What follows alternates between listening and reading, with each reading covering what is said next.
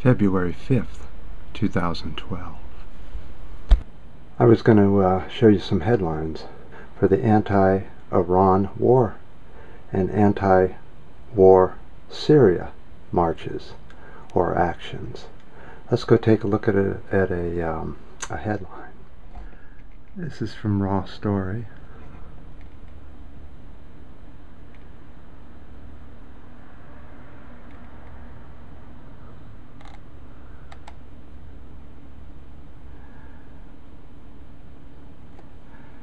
Same lies, same plan. U.S. hands off Iran. Meaning, obviously, that Israel is going to start the first bombing. Looks like sometime in spring, maybe April, is the launch of the airstrikes in spring. You know, it really is about time that we nominate Obama for another Nobel Peace Prize. Seriously. He's started and beginning and finishing more wars than any president, almost any.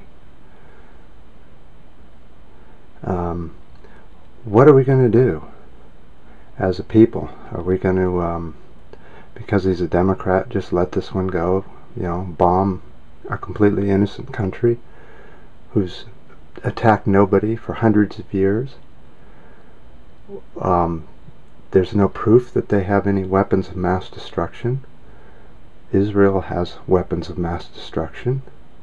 The U.S. has massive amounts of weapons of mass destruction. But nobody ever puts sanctions on them or complains about their weapons. But when we want somebody's oil, it's very interesting how they suddenly have weapons of mass destruction, and the story's the same one each time. And because it's Obama, do we care? We don't, do we? Because Obama has the D, and has to be better than the R.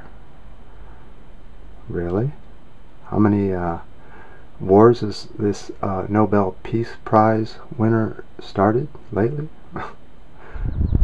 You know, back when Bush and Cheney were going after Iran, the invasion of Iraq, millions of people were getting in the streets, protesting against the war.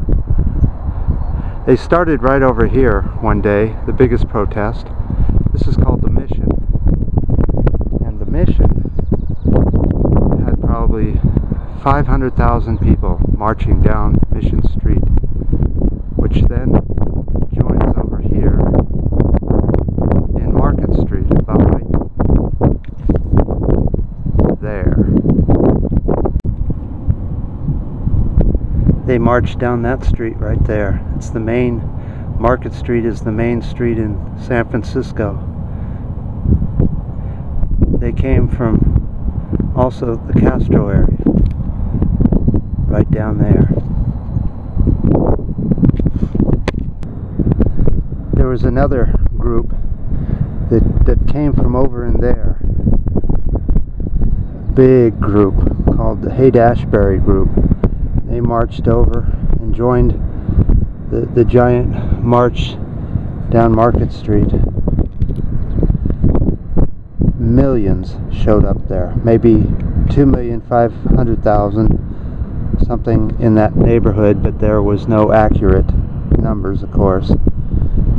We were stuck on the street for hours and hours because nobody could move. They were just a sea of signs. We marched month after month, you know, protest after protest, and finally Bush and Cheney just ignored everyone. Over in England, they ignored them. They ignored them all over the world and went to war. So how long before we hear babies being thrown out of the incubators in Iran's hospitals?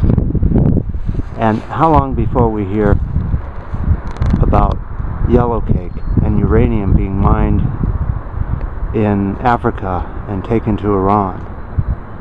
And how long before we hear about weapons of mass destruction pointed at Israel. All real familiar, huh? And of course, nothing came of the weapons of mass destruction, the yellow cake, the babies on the floor, or any of the other propaganda lies were made up.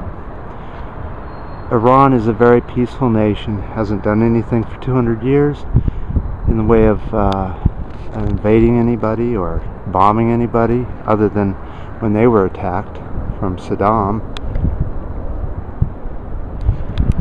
Back when the Iraq War protests were going on, I'll never forget that day that we filled that street for hours and hours and hours. But how useless it really was when you know a country did nothing except have oil that we wanted. You know, wouldn't it be cheaper to just go buy the oil from Iran?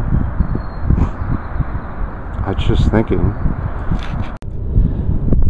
So this is part of my protest against the war with Iran. I don't know if protesting in the street works, but I know people need to do something to tell the government we're not pleased. Whether it does any good or not, stay tuned, comment on Pink Barrio and on YouTube, and we'll update. So in the next few videos, I'm going to start showing you what we can do against this in peaceful ways that isn't illegal and won't get anybody in trouble. At least not yet. Till next time.